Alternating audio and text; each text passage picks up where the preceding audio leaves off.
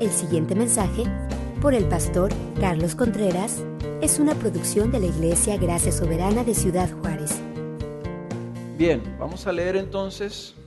Este mensaje viene siendo el sexto mensaje de nuestra serie, Los signos vitales de tu fe, una serie sobre la primera carta del apóstol Juan. Este mensaje, como les decía, se llama Los hijos de Dios y los hijos del diablo, y vamos a leer Primera de Juan, capítulo 2, versículo 28. 2:28 dice: ahora, hijos, permaneced en Él, para que cuando se manifieste tengamos confianza y no nos apartemos de Él avergonzados en su venida. Si sabéis que Él es justo, sabéis también que todo el que hace justicia es nacido de Él. Mirad cuán gran amor nos ha otorgado el Padre para que seamos llamados hijos de Dios. Y eso somos. Por esto el mundo no nos conoce, porque no le conoció a Él. Amados, ahora somos hijos de Dios. Y aún no se ha manifestado lo que habremos de ser. Pero sabemos que cuando Él se manifieste, seremos semejantes a Él, porque le veremos como Él es. Y todo el que tiene esta esperanza puesta en Él, se purifica así como Él es puro. Todo el que practica el pecado, practica también la infracción de la ley. Pues el pecado es infracción de la ley. Y vosotros sabéis que Él se manifestó a fin de quitar los pecados, y en Él no hay pecado. Todo el que permanece en Él no peca. Todo el que peca ni le ha visto ni le ha conocido. Hijos míos, que nadie os engañe. El que practica la justicia es justo, así como Él es justo. El que practica el pecado es del diablo, porque el diablo ha pecado desde el principio. El Hijo de Dios se manifestó con este propósito, para destruir las obras del diablo. Ninguno que es nacido de Dios practica el pecado, porque la simiente de Dios permanece en él y no puede pecar, porque es nacido de Dios. En esto se reconocen los hijos de Dios y los hijos del diablo. Todo aquel que no practica la justicia no es de Dios, tampoco aquel que no ama a su hermano. La semana pasada, Alex, de una manera excelente, nos trajo esta palabra sobre estos anticristos que vienen a negar a Cristo, enseñando falsedades de Cristo, negando que Él es Dios, que Él es nuestro Salvador. Son anticristos porque se oponen a Cristo y no lo reconocen como su Señor. Los verdaderos creyentes, decía Alex, deben estar alertas y no dejarse engañar por ellos. Pero también veíamos que los verdaderos creyentes tenían algo que los capacitaba para distinguir la verdad y para no dejarse engañar, que era la unción del Espíritu Santo.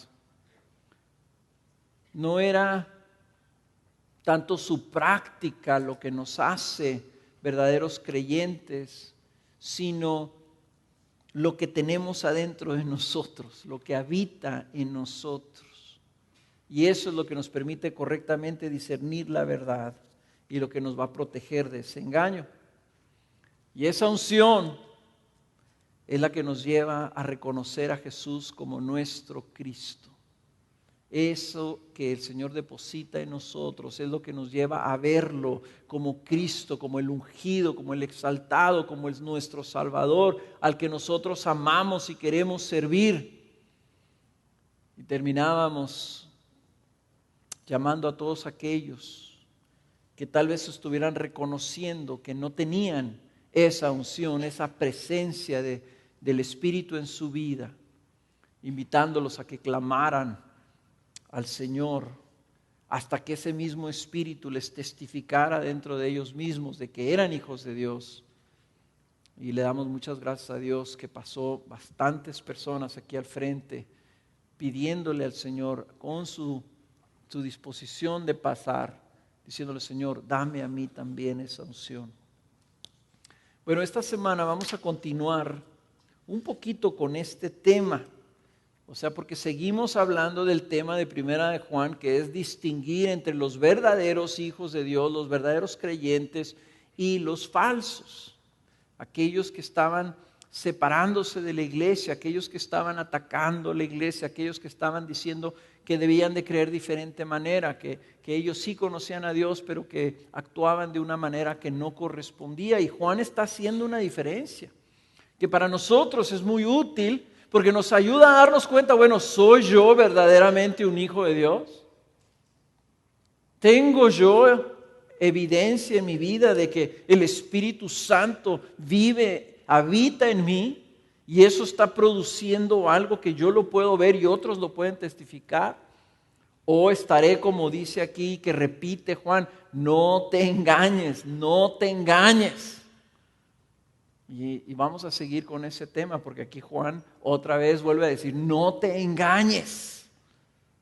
Nos da probablemente uno de los argumentos más fuertes para distinguir si somos o no somos creyentes. Entonces, ¿cómo empieza Juan? ¿Cómo empieza el tema el día de hoy? Empieza de una manera gloriosa, hablando de que por su amor hemos sido hechos hijos de Dios. Veamos de nuevo estos dos versículos que terminan el capítulo 2. Conectan la sección que leyó Alex la semana pasada y este mensaje. Dice: hijos, permaneced en Él. ¿En quién? En Cristo. Para que cuando se manifieste, ¿quién? Cristo. Cuando venga de nuevo Cristo, cuando se manifieste Él, tengamos confianza y no nos apartemos de Él avergonzados en su venida. Ya cuando Cristo regrese, cuando Cristo venga, va a venir como un juez. Y va a venir, dice la palabra, a separar los corderos de los chivos, los justos y santos de los pecadores y malditos. Y dice: permanezcamos entonces en Cristo para que cuando Él venga no seamos avergonzados y seamos echados fuera. No vayamos a creer nosotros y con tener mucha confianza: sí, que venga Cristo, yo ya la tengo hecha, y resulta que seamos avergonzados ahí porque no lo tenemos hecho.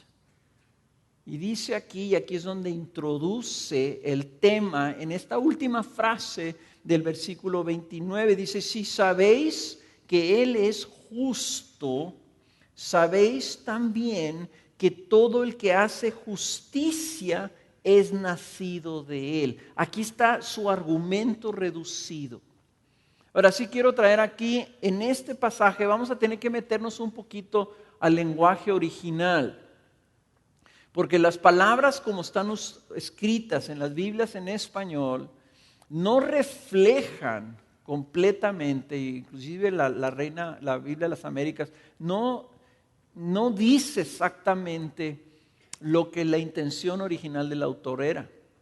Cuando la Escritura habla de ser justo, cuando habla de hacer justicia, tenemos nosotros que saber cómo interpretarla. En inglés hay una palabra que se inventó, se diseñó para que reflejara esto. En español nosotros no lo tenemos.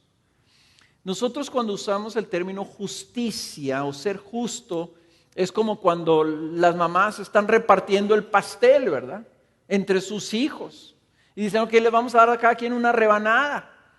Y entonces si la mamá tiene un hijo predilecto y le corta una rebanada de chocolate más grande, y los otros que dicen: no, mamá, eso no es justo.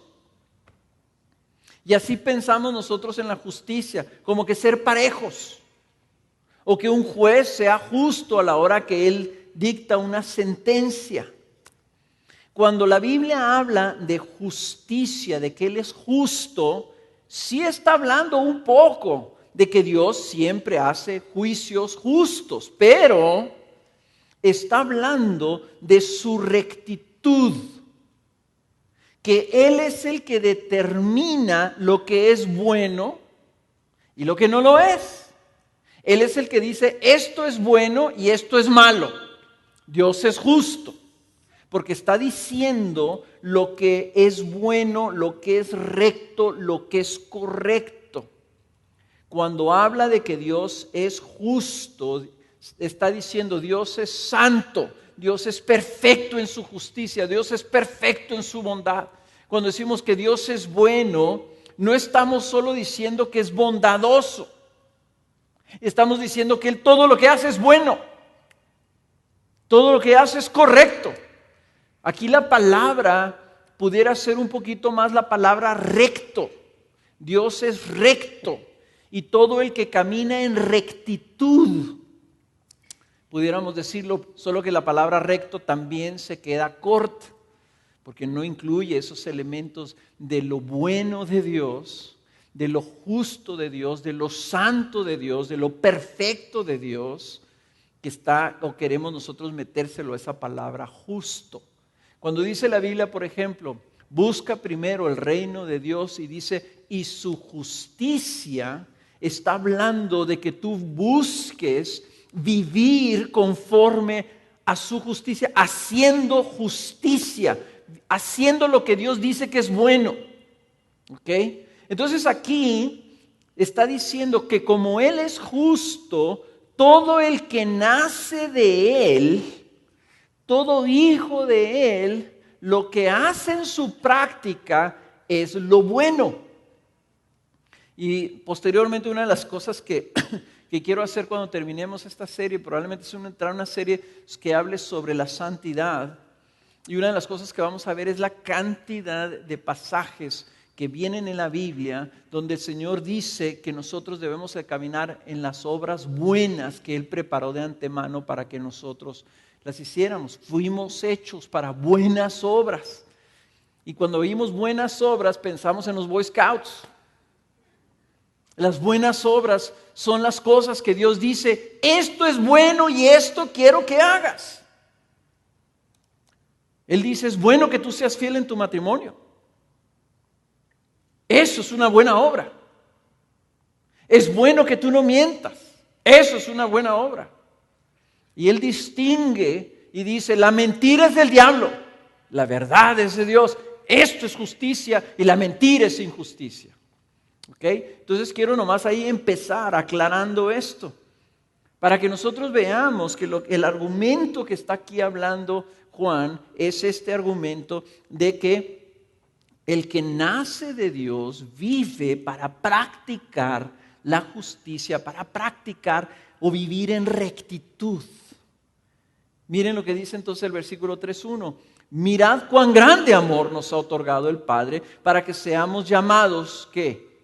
Hijos de Dios. Y luego lo afirma. Y eso somos. Como diciendo, verdaderamente, eso somos. Por esto el mundo no nos conoce, porque no le conoció a Él. En otras palabras, se implica diciendo, no somos hijos del mundo ya. Somos hijos de Dios, amados. Ahora somos hijos de Dios. Repite. Y aún no se ha manifestado lo que habremos de ser. Pero sabemos que cuando Él se manifieste, otra vez este tema de la parusía del Señor, la venida del Señor, la aparición del Señor, cuando venga de nuevo a juzgar, cuando Él se manifieste, seremos semejantes a Él porque le veremos como Él es. Miren, no quiero que se nos pierda este pensamiento. Dice, ahorita somos ya hijos de Dios, pero cuando Él se manifieste, vamos a ser transformados y vamos a ser semejantes a Él. No vamos a ser dioses, pero vamos a ser semejantes a Él. Dice, porque lo vamos a ver como Él es. Vamos a estar ya en una existencia muy diferente a la de que estamos aquí, porque vamos a ser ya semejantes a Él en una capacidad de poder habitar cara a cara con Él y no ser desintegrados. Entonces por eso Él dice, ahorita ya somos hijos de Dios y aún no se manifiesta lo que vamos a llegar a ser cuando Él venga y seamos completamente glorificados y seamos transformados de tal forma que se nos dé un cuerpo nuevo y entonces podamos nosotros ver a Cristo tal y como Él es. Y si todo el que tiene esta esperanza puesta en Él se purifica así como Él es puro. Mi reto, hermanos, es que pudiera yo predicar 3, 4 mensajes de ese puro pasaje. Y eso no es todo lo que vamos a predicar el día de hoy. Así que les voy a pedir que estén muy atentos y muy pendientes porque nos vamos a ir rapidito. Miren lo que Él está hablando. Está hablando de que nacimos como hijos de Dios. Todo el que es nacido de Él, somos hijos de Dios. ¿Qué significa que alguien sea nacido de Dios? Bueno, aquí les voy a regresar que Juan ya había abierto este tema en su evangelio. En el capítulo 1 del libro de Juan vienen estas palabras, versículo 1:12. Pero a todos los que le recibieron, les dio el derecho de llegar a ser hijos de Dios. Es decir, a los que creen en su nombre, que no nacieron de sangre, ni de la voluntad de la carne, ni de la voluntad del hombre, sino de Dios. Ahora, este es un versículo que se llama mal manejado mucho en la Biblia. Porque cuando dice aquí a todos los que lo recibieron, entonces se les dice a las personas, tú lo que necesitas es recibir a Cristo. No más que el argumento no funciona con este pasaje, porque este pasaje está diciendo todo lo contrario. Está diciendo que no por tu voluntad puedes recibir a Cristo. Entonces lo que está diciendo este pasaje es todos los que recibieron a Cristo, a los que se les depositó Cristo en su corazón. En otras palabras, si yo agarro aquí y les digo, ¿saben qué? Hay ciertos boletines que en la parte de atrás traen una marca que les da derecho a ustedes de recibir un premio. Entonces todos no sabían, lo recibieron. Y les digo, todos los que recibieron un boletín con la marca, pónganse de pie. Entonces no fue por su voluntad que lo recibieron, sino que a ustedes se les dio algo. Ahorita estábamos cantando, fue por su gracia. Tú recibiste. Entonces, lo que está haciendo referencia, todo el que recibió a Cristo, no está diciendo cómo lo recibieron, está diciendo que ya lo tienen. Todos los que lo recibieron, es decir, a los que creen en su nombre, se les dio el derecho de llegar a ser hijos de Dios. Y luego dice la distinción, no nacieron por la voluntad de hombre. No fue la carne, no fue en la capacidad humana de generar esto. Nacieron por la voluntad de Dios. Nacer de Dios significa que Dios de alguna forma ordena, proclama, decreta, llama, crea algo que te hace a ti nacer de nuevo.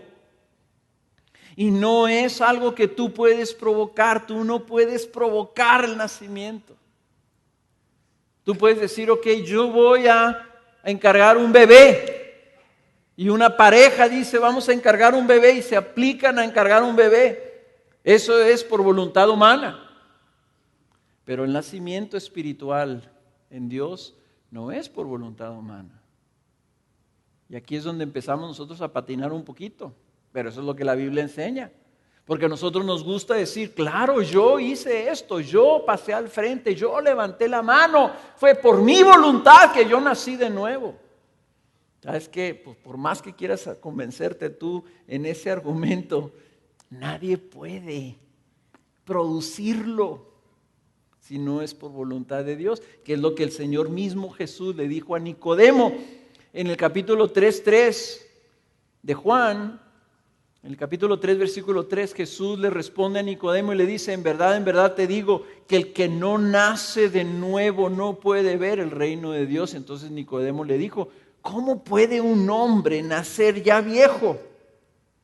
¿Acaso puede entrar por segunda vez en el vientre de su madre y nacer? Y Jesús respondió, en verdad te digo que el que no nace de agua y del Espíritu no puede entrar en el reino de Dios. Lo que es nacido de la carne, carne es, y lo que es nacido del Espíritu, Espíritu es. No te asombres que haya dicho, os es necesario nacer de nuevo. Ser nacido de Dios no solamente significa que tiene que intervenir ahí la decisión de Dios de que tú nazcas, sino también es algo que no proviene de la carne, que es espiritual. ¿Y cómo podemos nosotros generar un nacimiento espiritual? Y ahí, hermanos, es donde desgraciadamente las iglesias están llenas de personas que en la carne tomaron una decisión y están engañados pensando que eso fue suficiente, que eliminaron a Dios de su nacimiento de nuevo, que afirman y dicen, yo soy nacido de nuevo. ¿Por qué? Porque yo lo decidí. Y ahí es donde viene lo incongruente, que si tú haces una encuesta en Estados Unidos sobre cuántas personas son nacidas de nuevo, ¿saben ustedes cuál es el porcentaje de personas que dicen que son nacidas de nuevo? 75% de toda la población. ¿Cómo te explicas entonces, verdad? Que 75% sea un país que 3/4 partes de todo el país hayan nacido de nuevo y tengan el Espíritu Santo dentro de ellos. ¿Cómo te explicas la inmoralidad, la corrupción, la resistencia a Dios, el establecimiento y la promoción de todas las leyes que van en contra de la voluntad de Dios que están saliendo de Estados Unidos? Hay un engaño. Hay un engaño donde quitaron a Dios del nacimiento de nuevo y lo hicieron en la carne. Y dice Jesús, en la carne no se puede nacer de nuevo. No es por voluntad del hombre. Y lo repite, no es por voluntad de la carne, es por voluntad de Dios. Entonces, nacer de nuevo significa que el que cree en Él viene delante de Él diciendo, Señor, sálvame, hazme tu hijo. Y hasta ahí puede llegar. Tiene que haber una decisión divina. Tiene que haber un sí. Nace de nuevo. Y luego tiene que haber un envío desde el cielo hasta la tierra, donde viene el Espíritu Santo y ese Espíritu Santo viene y es depositado en el corazón de una persona y esa persona entonces nace de nuevo. Mientras eso no sucede, la persona no es hijo de Dios.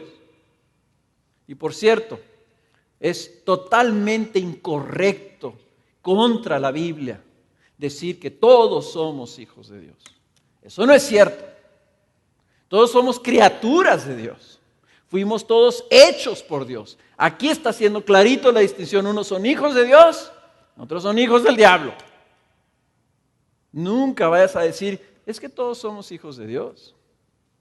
Somos hijos de Adán, pero no todos somos hijos de Dios. Solamente el que ha nacido de Dios es hijo de Dios. Ahora, ¿por qué está diciendo esto el apóstol? Porque está diciendo, quiero que ustedes se den cuenta, qué gran amor hemos recibido porque hemos sido hechos hijos de Dios. El énfasis no es tanto en cómo fue que fuiste hecho hijo de Dios, sino en mira el amor que se te da cuando Dios te hace su hijo. El Evangelio no termina con la justificación, el Evangelio no termina con el perdón de nuestros pecados, el Evangelio no termina en el hecho de que Cristo murió por nuestros pecados y somos perdonados delante de Él. El Evangelio termina en que somos adoptados como sus hijos y ya somos hijos de Dios y aún no se manifiesta lo que deberemos de ser. Termina en la glorificación cuando veamos a Cristo cara a cara. Esta el ser hechos hijos de Dios, no es nomás un título. Fuimos hechos hijos de Dios. Hay algo sobrenatural. Hay una operación sobrenatural en el creyente que lo transforma de ser alguien que está en la carne a ser alguien que está en el Espíritu, nacido de Dios. Y lo que hace la diferencia es que Dios deposita en el creyente, para hacerlo hijo de Dios, su Espíritu Santo. Pone en la persona su Espíritu. Una de las grandes, creo, cosas, hermanos, que nosotros tenemos que estar seguros de entender bien es esta esperanza que tenemos de que como hijos de Dios vamos a estar con Él. Nuestra mayor bendición, nuestra mayor esperanza, la mayor y la mejor, y lo repito, la mayor y mejor bendición y esperanza es que fuimos llamados a ser hijos y fuimos llamados como hijos a vivir con Él para siempre. Necesitamos entenderlo, necesitamos verlo, porque no es una cosa pequeña. Y el apóstol está viendo, mira cuán grande amor. No lo puedes comparar a tener bendiciones temporales aquí en la tierra, terrenales. No lo puedes comparar con que Dios te bendiga con felicidad aquí en la tierra. Tampoco lo puedes comparar y no puedes tú decir, no, pone en proporción correcta las tribulaciones y las dificultades que puedas tener aquí en la tierra. O sea, fuiste llamado, tomado de entre los que están condenados a arder en el infierno. De ahí te toma Dios y te saca de ahí y dice, ¿qué hago con este carbón encendido? Lo voy a convertir, lo voy a transformar, lo voy a hacer mi hijo o hija. Y luego voy a venir por él y lo voy a llevar conmigo para que donde yo habite por la eternidad, ahí esté también mi hijo. Esto quiere el apóstol que sea lo que informe nuestra vida y nuestro cristianismo, hermano. Piensa en un niño huérfano, abandonado en un orfanato. Piensa en ese niño que está ahí y pasa un mes, 2 meses, 1 año, 2 años, está creciendo. Ahí solo en el orfanato, acompañado de los otros huérfanos. Piensa en ese niño. ¿Cuál es su esperanza para el futuro? Es una de las grandes traumas de los niños abandonados, que no tienen para dónde ver hacia adelante. La platiqué yo una vez con un señor que había sido abandonado y que vivió toda su juventud en un orfanatorio. Decía, Carlos, no solamente es eso, que creces sin saber qué va a pasar hacia el futuro, pero volteas hacia atrás y no sabes tampoco de dónde vienes. Piensa en este niño cuando piensa, ¿qué van a hacer? ¿Qué va a ser de mi vida futura? ¿Quién cuidará por mis intereses? ¿Quién me defenderá? ¿Quién me ayudará? ¿Quién va a ver por mi salud? ¿Quién va a ver por mi bienestar? ¿Cómo podré salir yo adelante? ¿Quién me va a ayudar? Está abandonado.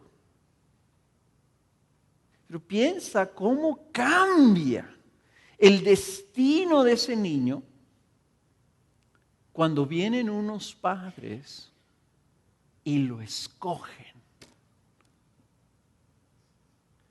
La adopción humana, hermanos, Dios la inventó para que pudiéramos entender lo que Él hace con nosotros. De tomar seres que como sus enemigos no teníamos ninguna esperanza y luego Él nos escoge y luego nos llama a que seamos sus hijos y nos traslada, dice, del reino de las tinieblas, nos traslada al reino de su Hijo amado y nos da una ciudadanía nueva, porque ya estamos en otro reino. Nos da un nombre nuevo y una identidad nueva y una naturaleza nueva. Por medio de su Espíritu nos cambia totalmente y nos dice: tu eternidad ahora está asegurada porque vas a estar a mi lado y nunca te voy a dejar y nunca te voy a abandonar porque eres mi hijo.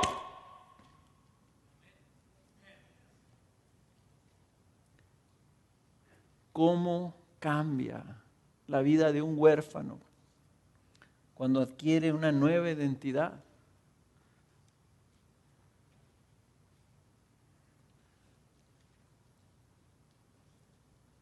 Si ustedes le preguntan a mi hijo cómo se apellida, él les va a decir que se apellida Contreras. Pero en su acta de nacimiento viene una hoja en la parte de atrás, donde viene su nombre y el nombre que él tenía anteriormente. Y en la línea donde viene hijo de cuáles padres está en blanco.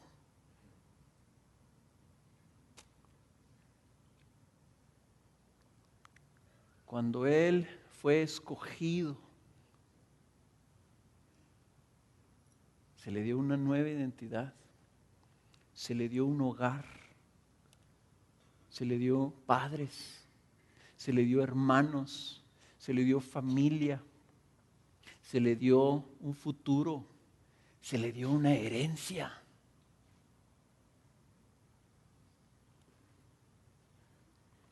Y junto con eso, toda su vida tomó una dirección diferente. Mira qué gran amor se nos ha concedido de que seamos nosotros llamados hijos de Dios. No, los creyentes no somos una religión. No somos cristianos porque vivimos de cierta manera o porque pertenecemos a una iglesia cristiana que se llama Gracia Soberana de Ciudad Juárez. No somos cristianos porque buscamos obedecer la Biblia. No somos cristianos porque nuestros papás sean cristianos. No es una costumbre, no es una tradición en la que tú naces. No es la forma de vida en la que tienes que seguir ciertas reglas en donde los cristianos no hacemos esto, pero hacemos esto otro y no practicamos esto, practicamos aquello. Ser cristiano significa que fuiste adoptado de entre los pecadores por parte de un Dios amoroso que tuvo misericordia de ti y te llamó, te escogió por su propia voluntad, pura gracia, para que tú fueras llamado hijo de Dios. ¿Y qué es la iglesia? La iglesia es donde Dios dice: quiero que se junten todos mis hijos y aprendan a vivir como hermanos y se amen los unos a los otros, porque son mis hijos. Y me esperen a que venga por ustedes, pero como son mis hijos, quiero que me conozcan y que vivan como yo vivo. Así que es muy sencillo saber si eres cristiano o no eres cristiano. La pregunta es si has sido adoptado. Es absurdo pensar que un niño en un orfanatorio va a tomar una decisión y va a llegar ahí con la directora y le va a decir: ¿sabe qué, señora directora? Licenciada fulana de tal, he tomado la decisión, ya estoy adoptado. Mis padres van a ser así y así. Va a decir: hijo, pero nadie ha venido y nadie ha solicitado adoptarte. Lo único que ese niño puede hacer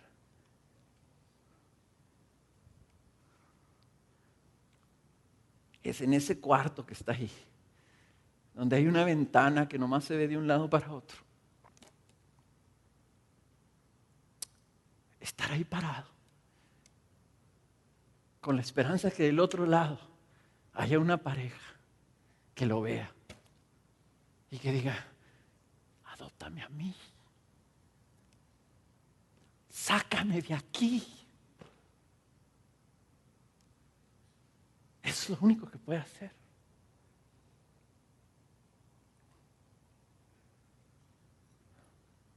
Por eso es que la adopción es algo tan glorioso. Por eso es que los creyentes, yo creo que los hijos de Dios deberíamos de ser los primeros en estar en esos lugares buscando a esos niños.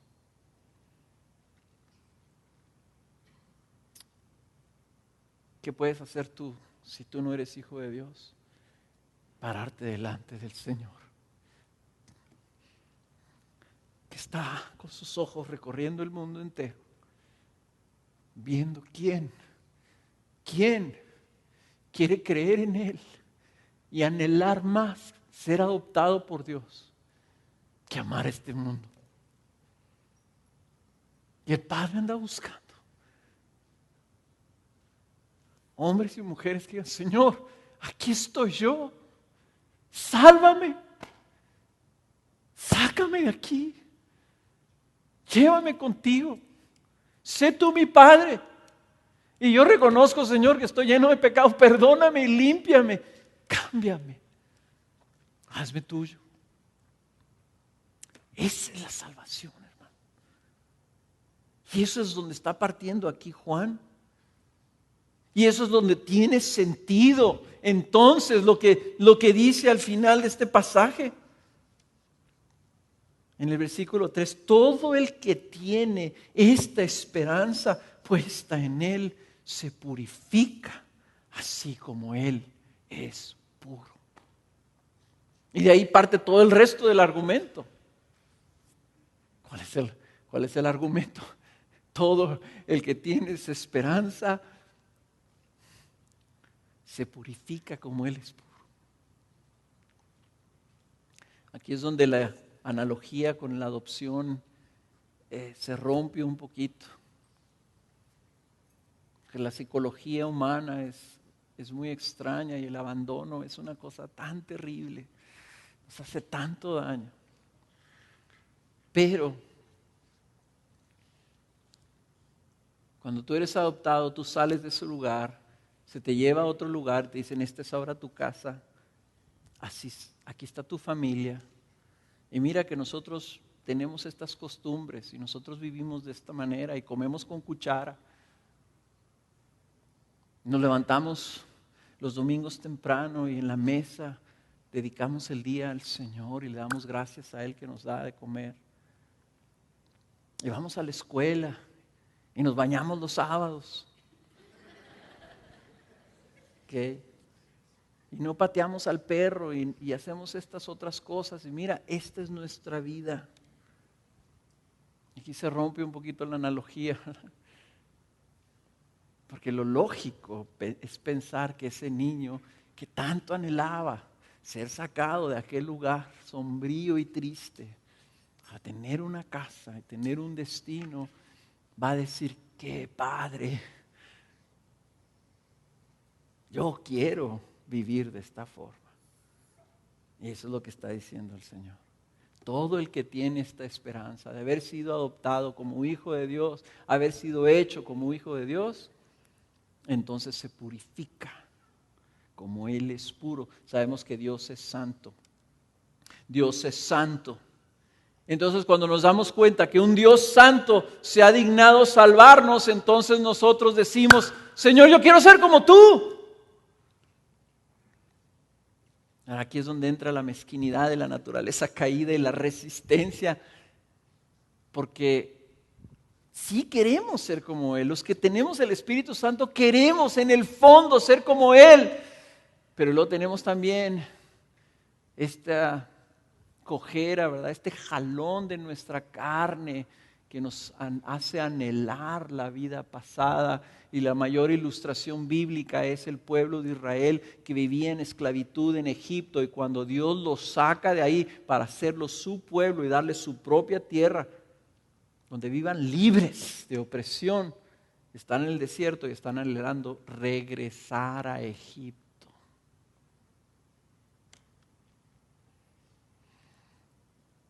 ¿Qué significa purificarse?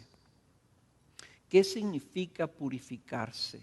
La purificación es bien interesante, hermanos, porque no estás queriendo ser algo. No estás queriendo ser santo. Purificación significa que eliminas algo extraño de lo que ya está ahí. ¿Ok? Entonces, por ejemplo, si tú tienes un vaso de leche y le cae por ahí basuritas, ¿verdad? Y los niños son expertos en encontrarle basuritas, ¿verdad?, a las cosas. Mamá, la sopa tiene aquí flotándole unas cosas. La purificación es que llega la mamá y con una cucharita le agarra las basuritas o los polvitos o pelucita o lo que sea, le agarra y se lo quita. Ya está purificado, mijo. Ya eliminamos lo extraño, ya te quedó pura leche. Es interesante el término que usa Juan, porque quiere decir que ya somos algo. Que cuando fuimos hechos hijos de Dios se nos hizo algo. No más que como si se nos hubiera hecho vasos con leche, todavía traemos flotándole por ahí unos submarinitos, unos tiburoncitos ahí, ¿verdad? Necesita ser purificado, pero ya somos en esencia algo. ¿Sabes qué somos? Somos hijos de Dios. Ya somos hijos de Dios. Por eso repite 2 veces, somos hijos de Dios. Entonces, si tienes esa esperanza, te purificas. Buscas eliminar lo que es extraño de tu naturaleza, lo que es foráneo, lo que es extranjero, las imperfecciones. Quitas lo que no pertenece, lo que no debe ser. Para el creyente significa que como es hijo de Dios, busca purificarse quitando lo que no le corresponde a los hijos de Dios. Esa es la motivación a la santidad. Que tú tienes una esperanza, eres hijo de Dios, eso es lo que tú eres. Por lo tanto, Señor, ya quiero vivir como hijo. Quiero sacar de mi vida aquello que no corresponde. La santidad no proviene nunca de un deseo de seguir reglas. Nunca vas a crecer en santidad si lo que hay en ti es un espíritu religioso de querer de alguna manera impresionar por tu actitud o por tu manera de que tú cumples todas las reglas. La santidad viene de un deseo de agradar a tu Padre y ser como Él. Tú tienes un niño que quiere ser como su papá. El otro día que platicaba aquí con René, que terminó el chupacabras y su hijo terminó el chupacabritas. El niño quiere ser como su papá. El niño también quiere correr en las bicicletas. ¿Ustedes creen que el papá lo tiene que obligar a que se suba a la bici y que practique? No, al contrario, el problema es que cada vez que el papá sale, ¿verdad?, el niño también quiere salir junto con él, porque él quiere ser como su papá. Esa es la motivación a la santidad. No de que se te imponga algo, sino que tú tienes el privilegio, la oportunidad de ser como tu Padre. Lo vas a ver un día cara a cara. Y dice Juan, que no te avergüences, que no te avergüences.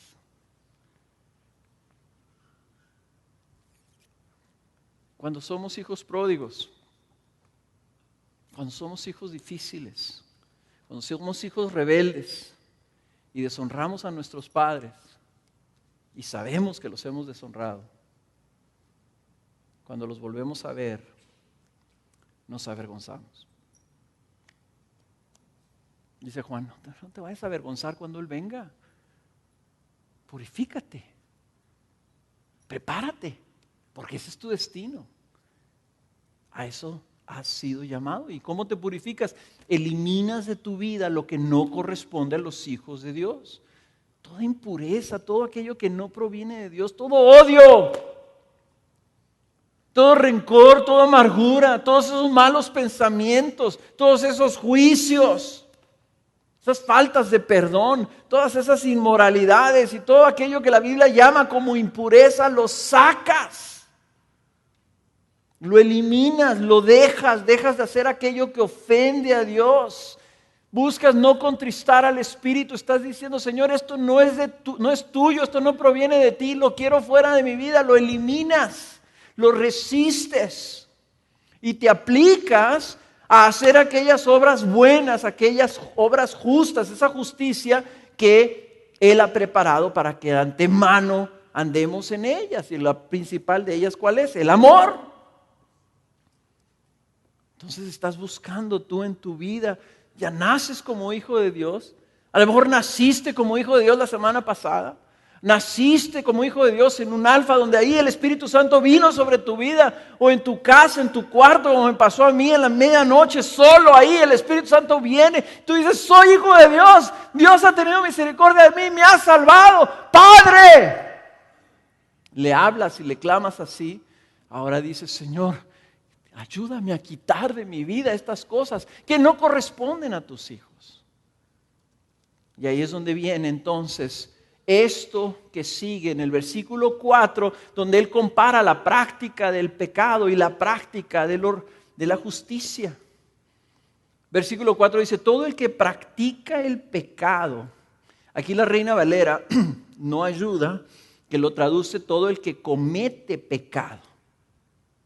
Y no ayuda porque comete pecado, da la impresión de que es algo en el pasado.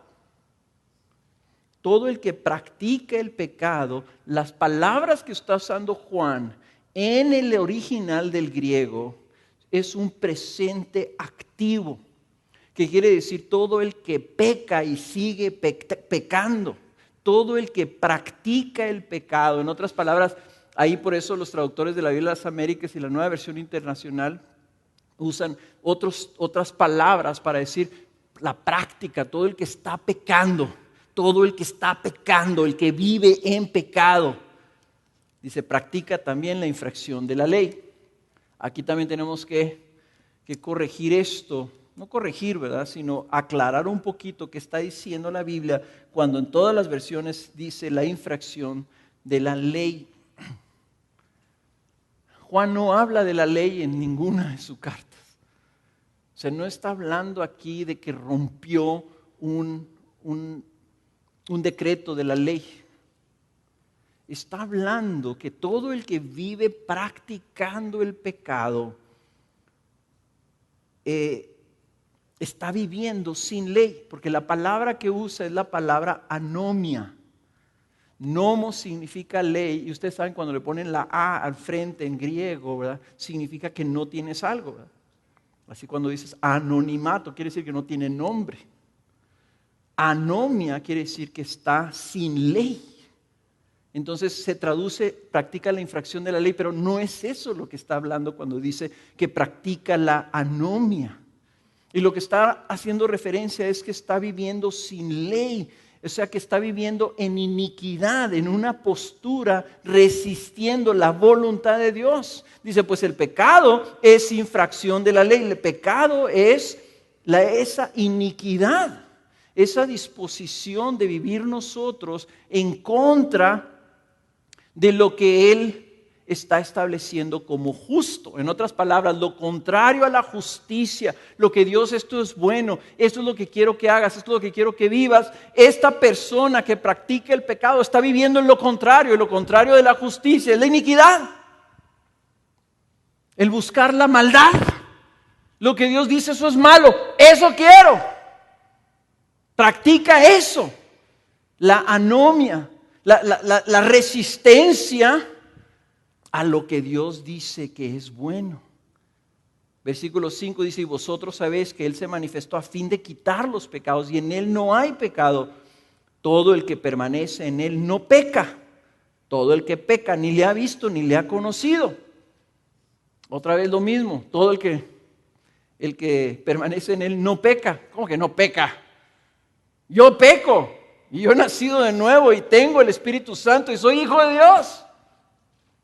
Pero si ustedes entienden lo que está usando en los verbos que Él está usando, está diciendo todo el que permanece en Él no tiene esta disposición de anomia, de permanecer en la práctica del pecado. Porque de otra manera estaría Él contradiciéndose. Porque hace unas semanas Abelardo predicó precisamente que todo el que dice que no peca, miente. Entonces, como está diciendo aquí, que todo el que permanece en Él no peca. Esta es la limitación del lenguaje, que a la hora de traducir no tenemos las palabras que comunican el sentido que está en el original, y por eso tenemos múltiples Biblias y por eso tenemos Biblias de estudio que les he recomendado que ustedes todos adquieran, ¿verdad? Hijos míos, que nadie os engañe. El que practica la justicia, o a lo mejor la Reina Valera dice, el que es justo, o el que hace la justicia, pero es el que vive en esta práctica de buscar la justicia de Dios, ese es el justo, así como Él es justo. Vuelve a repetir esto, ¿verdad? De que estamos nosotros buscando vivir como vive nuestro Padre. Pero el que practica el pecado es del diablo, porque el diablo ha pecado desde el principio. Y aquí es donde lo hace más claro Juan. Miren, es muy sencillo. El que es hijo de Dios está buscando vivir para agradar a Dios y se purifica a sí mismo porque Él es puro, porque Él es justo. Entonces Él también está viviendo de esa manera. El que no está viviendo así, el que vive en anomia, el que está resistiendo la ley, el que dice, ¿por qué tengo que hacer esto? ¿Y por qué tengo que obedecer a Dios? ¿Y por qué esto otro? No tiene el Espíritu de Dios, no es hijo de Dios, es hijo del diablo. Entonces, espérate. Yo puede ser que no sea cristiano, pero no me andes diciendo que soy hijo del diablo. Yo no te lo estoy diciendo, te lo está diciendo el Señor en su palabra. Como la canción aquella del Bob Dylan de hace mucho tiempo. O sirves a Dios o sirves al diablo. No hay intermedios, no hay neutros. Hay un príncipe, la potestad en el aire, que está manejando las cosas en el mundo y está promoviendo una anomia. Que deseches la palabra de Dios, que deseches la voluntad de Dios y que sigas tus propios designios. Pero Él aquí lo dice, mira, el que resiste y ha pecado contra Dios desde el principio es el diablo. Y si tú no tienes esa inclinación de vivir para agradar a Dios, entonces pues tú también eres hijo del diablo. Y no te sorprendas, porque el Señor Jesús así mismo les dijo a los fariseos. Les dijo, ustedes sois de vuestro padre el diablo, les dijo, y queréis hacer los deseos de vuestro padre. Él fue homicida desde el principio y no se ha mantenido en la verdad, porque en él no hay verdad. Cuando habla mentira, habla de su propia naturaleza, porque es mentiroso y padre de la mentira. Todo lo que está diciendo es quién es el padre de la rebelión contra Dios, quién es el padre de la resistencia a la voluntad de Dios. Es el diablo. Tú haces las cosas que hace el diablo, entonces el diablo es tu padre, no Dios. Tú dices, no, pues yo también no seré hijo de Dios, pero soy hijo de mi mamá. O sea, para Juan nomás hay dos categorías.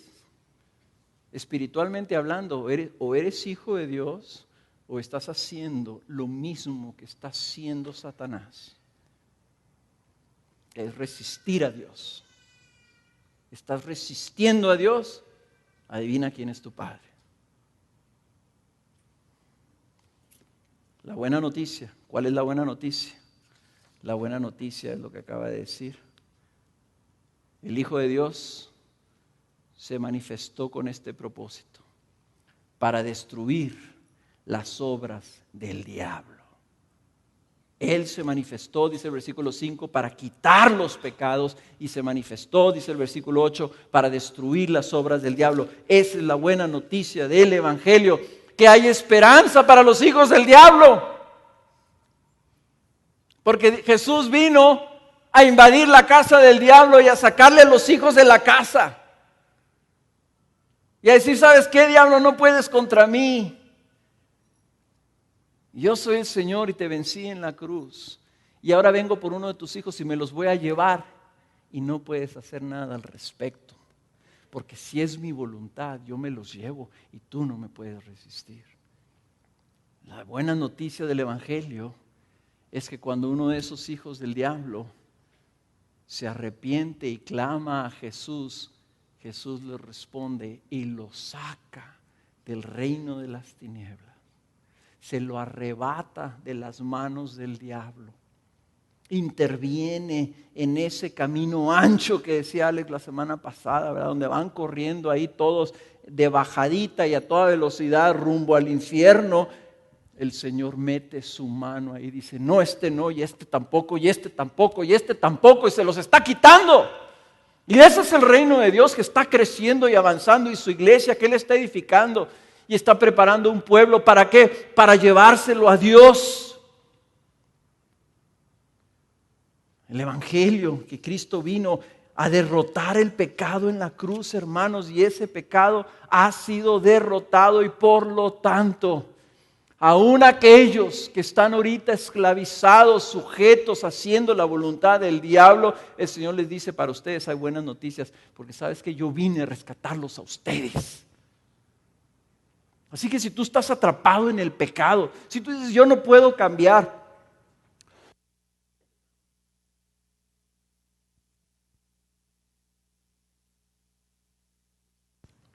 tú dices, es que yo no puedo salir de donde estoy atorado, estoy atrapado. La buena noticia es que Jesús, nuestro Señor, se está levantando en victoria en la cruz. Al levantarse de entre los muertos, también viene para llevarse junto con Él todos aquellos que Él está llamando para salvarlos.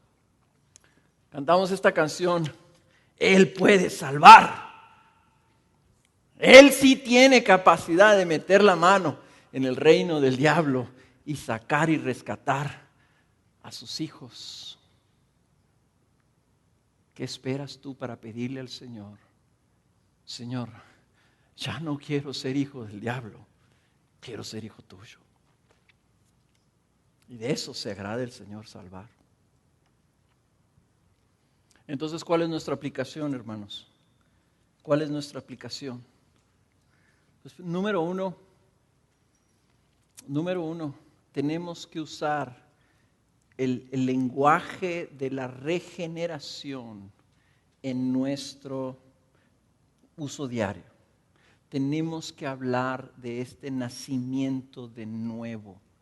Una de las cosas que me sorprendió un poco en el grupo de casa después de la plática de Alex, del sermón de Alex la semana pasada, es cuántos de nosotros estamos tan orientados a ver nuestro cristianismo en base a nuestras obras, en donde no estamos partiendo de nuestra identidad como hijos, sino de buenos cristianos o malos cristianos. Entonces hubo hermanos que decían, no, pues sí soy cristiano, pero soy un mal cristiano porque no hago las cosas que debo hacer. Entonces no sé, se me hace que no soy cristiano, porque no hago las cosas que debo hacer, como si las cosas definieran lo que tú eres, tu práctica definir lo que tú eres, y es al revés, lo que tú eres define tu práctica. Entonces nosotros interpretamos a veces estos pasajes como, no, pues yo no quiero ser hijo del diablo, y ahora sí fue hijo del diablo, y ayer sí me porté bien y mañana me quiero portar bien porque mañana quiero ser hijo de Dios, pero la otra vez tropecé y caí, entonces ahora voy a ser hijo del diablo otra vez. No, eres hijo, punto. Tienes una identidad, ya eres hijo, fuiste hecho hijo de Dios. Y puede ser que te le andes escapando al Señor, ¿verdad? Como una vez que estábamos bañando a uno de nuestros hijos, ¿verdad? Y llegó alguien y entonces fuimos a ver quién estaba en la puerta y nos ocupamos, y salió y se escapó del baño ahí de la tina y salió corriendo así encueradillo. Y yo iba para afuera, encuerado. Se nos escapaba el hijo, ¿verdad? Oye, espérate, eso no lo hacemos nosotros, que no sabes que tienes que tapar. ¿Por qué? ¿Cuál es la bronca, no? Cuando los niños están chiquitos les vale gorro. Bueno, puede ser que así andes tú también. Y tenga que andarte agarrando y decir, oye, espérate, ven para acá, pues ¿a dónde vas? ¿Qué andas haciendo? Pero eres hijo. O sea, tenemos que meter nosotros este énfasis. Eres hijo porque has nacido de nuevo. Eres hijo porque fuiste hecho hijo. Eres hijo porque fuiste adoptado por voluntad de Dios y eso no lo puede cambiar nadie. Ahora, como hijo, eres llamado a vivir como corresponde a los hijos. Y si tú adentro entonces no identificas un cambio en tu naturaleza, en la esencia de tu vida, ese viene siendo nuestra aplicación número 2, que es lo que hablaba Alex la vez pasada. Tenemos nosotros que entender que tiene que haber un cambio esencial de nuestra naturaleza. Y eso no viene porque tú vienes a la iglesia y entonces ya te estás haciendo más cristiano. No quiero que nadie se engañe, que diga, no, yo tengo 3 años aquí. ¿Vieras cómo he cambiado desde que soy parte de Gracia Soberana? Tú puedes venir aquí 30 años y escuchar todos los mensajes, ir a tu grupo de casa 30 años y decir, no, hombre, yo antes era un mal hablado y un irreverente, no, y ahora ya me porto rete bien, hasta pago los impuestos. Pero eso no te hace hijo de Dios. Y eso no se puede comparar. Todo el cambio de tu comportamiento no se puede cambiar no se puede comparar como cuando te cambia el Espíritu Santo en esencia. Yo les decía a los pastores, les digo, es como si tú tienes un marranito, y perdonen la comparación, ¿verdad? Pero si tú tienes un marranito, lo puedes lavar y lo bañas con jabón y champú perfumado y termina oliendo bien bonito y le pones un moñito y le cortas su pelito y no sé qué tal otras cosas le puedes cortar ahí al marranito para que se vea bonito y dices, mira qué bonito marranito. Sigue siendo un marrano. Aunque lo metas a tu casa y que duerma ahí en tu cama. O sea, lo pones allá afuera o se te sale, lo dejas ahí en el patio y te va a hacer un batidero y va a entrar todo cochino. Es muy diferente que tú tomes ese marrano y le cambies la naturaleza y le pongas adentro una palabrita que tenemos que leer aquí, hermanos, que dice, versículo 9, ninguno que es nacido de Dios practica el pecado, porque la simiente de Dios permanece en él y no puede pecar, porque es nacido de Dios. Hay que meter este lenguaje, hermanos, los que somos nacidos de Dios, no podemos pecar, cuando menos no podemos pecar a gusto. Yo antes de conocer al Señor, yo pecaba y dormía perfectamente bien, ahora peco y me siento todo acongojado. Y a veces tan acongojado que hasta voy y lo confieso y le digo a otro, ¿sabes qué? Te tengo que confesar, hice esto. ¿Por qué le estás diciendo, tarugo? Porque ya no aguanto. Y dices, pues, ¿qué le pasa? Su esencia ya cambió. Su naturaleza ya cambió. Tiene adentro la simiente de Dios. Esa palabra significa semilla de Dios. Dios hizo nacer algo adentro de ti, te plantó algo adentro cuando puso su espíritu y ya te cambió en esencia. ¿Sabes una cosa? El creyente que es hijo de Dios quiere hacer la voluntad de Dios. Esa es su identidad. Y ya no puede pecar a gusto, ya no le sale, ya no le nace. Miren, hermanos, cuando cruzar el puente. Ya ven que estaban quitando la comida del perro y los huevos y todo eso. O sea, a veces digo, no, por favor, no quiero mentir. No quiero mentir, prefiero que me los quiten. O sea, nuestra esencia cambia, nuestra naturaleza cambia, porque tenemos las simientes de Dios. Piensen en este concepto. Dios ya puso su semilla dentro de nosotros. Entonces, si somos hijos, número 3, si somos hijos, ¿qué andamos haciendo en el mundo? O más bien, ¿qué andamos haciendo amando al mundo? Si somos hijos, ¿Qué tenemos que andar haciendo? Las obras del diablo. Si no tenemos necesidad de ellos, si no estamos esclavizados al pecado, y sabes una cosa, tienes que hacerte esa pregunta. Si eres hijo de Dios, ¿qué tiene que ver un hijo de Dios viendo pornografía? ¿Qué tiene que andar haciendo un hijo de Dios explotando en ira? ¿Qué tiene que andar haciendo un hijo de Dios siendo injusto con sus empleados? ¿Qué tiene que andar haciendo un hijo de Dios amando el dinero y de una manera bien llena de avaricia, codiciando más dinero? ¿Qué tiene que andar haciendo un hijo de Dios amando las cosas del mundo, las obras del diablo? ¿Qué tiene que andar haciendo un hijo de Dios escuchando las porquerías que cantan los artistas modernos, admirando sus actuaciones? ¿Qué tiene que andar haciendo un hijo de Dios? Si tú eres un hijo de Dios, tú quieres que tus hijos cuando salgan de la casa nunca se les olvide que llevan tu apellido. Nosotros llevamos el nombre de Jesús donde quiera que vayamos. ¿Qué tiene que andar haciendo un hijo de Dios metiéndose en un antro donde andan pasándose ahí toques y andan hombres y mujeres buscando cómo hacer un conecte para hacer ahí actos de inmoralidad? ¿Qué tiene que andar haciendo un hijo de Dios ahí? Por eso cuando un joven dice, pues ¿qué tiene de malo? ¿Qué tiene de malo? Pues yo le voy a decir, para ti yo creo que no tiene nada de malo, porque has de ser hijo del diablo. Porque si fueras hijo de Dios, no estarías haciendo esa pregunta. No estarías buscando a ver hasta dónde llegas.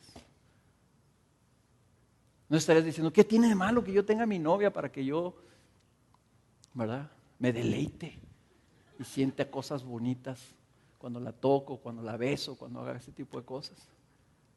¿Qué tiene de malo? Eso es lo que el Señor llama a los hijos de Dios. El Señor le llama a los hijos de Dios que traten a las hermanas como hermanas. ¿Así tratas a tu hermana? Y si tú estás peleando, buscar eso y decir, yo tengo este derecho. Claro, como hijo de Dios, del diablo, tienes todos los derechos de ser como Él es. Pero los hijos de Dios tienen un deseo de agradar a Dios. Así que jóvenes, si algunas de estas cosas no te están pareciendo, probablemente es porque no seas hijo de Dios. Y número cuatro, ¿cuál es la buena noticia? Que si eres genuinamente hijo de Dios, ¿sabes una cosa? Quiero agregar esto, hermanos, y esto lo vamos a tener que expandir, lo vamos a tener que ver más ampliamente. Ahorita no lo vamos a ver, pero se los quiero dejar ahí. Si tú eres hijo de Dios, puedes vencer el pecado en tu vida. Y yo creo que aquí no les hemos hecho bien al querer hablar de la doctrina del pecado y de la naturaleza caída del hombre. Hemos hecho un énfasis como que lo que se te queda en tu mente es pensar, es que yo no puedo vencer el pecado, no puedo. Siempre voy a ser pecador y siempre voy a fallar y no puedo salir de mi naturaleza gacha, de mi caidez, de mi chafez. Si eso es el mensaje que tú has escuchado, perdónanos. Quiero que escuches otro mensaje. Tú puedes vencer el pecado en tu vida porque para eso vino Jesús. Para vencer el pecado y para destruir las obras del diablo. Y tienes el Espíritu Santo y este pasaje que nunca he podido tragar. Pero quiero tragármelo. Con esto quiero cerrar, hermanos, leyéndoselos. Romanos 8:11. Lo leímos en los grupos de casa, pero no lo leímos y ni le sacamos jugo. Pero si el Espíritu de aquel que resucitó a Jesús de entre los muertos habita en vosotros, si tú eres hijo, El Espíritu de Dios está en tu vida, en tu ser, en tu corazón, en tu alma. Si el Espíritu de aquel que resucitó a Jesús de entre los muertos habita en ti, Él mismo que resucitó a Cristo Jesús de entre los muertos, también dará vida a vuestros cuerpos mortales por medio de su Espíritu que habita en vosotros. Así que, hermanos, hijos de Dios que tienen el Espíritu Santo, somos deudores no a la carne para vivir conforme a la carne, porque si vivís conforme a la carne habréis de morir. Pero si por el Espíritu hacéis morir las obras de la carne, vivirás. ¿Tienes el Espíritu Santo, sí o no? Si tienes el Espíritu Santo como hijo de Dios, entonces le puedes decir que no al pecado. Puedes hacer morir las obras de la carne. Y tal vez en esta vida nunca llegues a la perfección sin pecado, pero puedes avanzar. Y el ser un cristiano derrotado y conformista, decir, no, pues aquí estoy yo, pobre pecador, soy hijo de Dios, pero soy un pobre pecador, no sirvo para nada. Esa es una mentira y un engaño del diablo para sentar a los hijos de Dios, para imposibilitar a los hijos de Dios, para decirle a los hijos de Dios, no puedes hacer nada, no puedes cambiar. Y ¿sabes qué? Lo único que quiere es robarte la gloria de que tú veas a tu Señor cara a cara en el día de la glorificación y seas avergonzado. Eso es lo que Él quiere. Si no te puede arrebatar la salvación, cuando menos quiere que seas avergonzado. Y que los otros, la gente del mundo, te vea a ti y digan, pues yo veo a los cristianos, están todos derrotados, todos inútiles. Siguen haciendo y viviendo igual que yo. ¿Para qué? ¿De qué me sirve venir a Cristo? Mira a los cristianos. No, tú eres hijo de Dios. Tienes el poder adentro de ti para cambiar, para purificar tu vida. Y ahí es donde tú tienes que estarte aplicando. Así que nuestra oración, y le voy a pedir a Chovy que vaya pasando, debe ser, Señor, yo soy tu hijo. Ya no quiero vivir, Señor, de esta forma porque no corresponde a tus hijos vivir así. Señor, quiero vivir para agradarte. No quiero contristar tu espíritu, Señor. Dame el poder para hacer morir esta práctica en mi vida. Quiero purificar mi vida, quiero sacar de mi vida aquello que no proviene de ti. Esa es la oración que debemos estar haciendo todos. Esa es nuestra disposición que debemos estar buscando todos. Todos buscando y caminando, Señor. Tú dices que soy tu hijo, ahora quiero vivir como tu hijo. Y aquellos que no quieran vivir así, es porque no son sus hijos. Punto. Y a lo mejor alguien aquí tiene mente analítica, está calculando y dice, pues yo estoy viendo aquí, pues a lo mejor la minoría de la gente que está aquí sentada son hijos de Dios. ¿Será? Tal vez. Yo no lo sé, yo no puedo ver los almas. Pero lo que sí sé, hermanos, es que si tú eres hijo de Dios, tienes el Espíritu Santo. Y eso te testifica dentro de ti mismo que eres hijo de Dios y tienes algo adentro que tú sabes que no proviene de ti, que te está moviendo a decir, yo quiero agradar a Dios. Si ese eres tú, échale ganas. Si ese no eres tú, por favor, clama a Dios por tu salvación. Esperamos haya sido de bendición.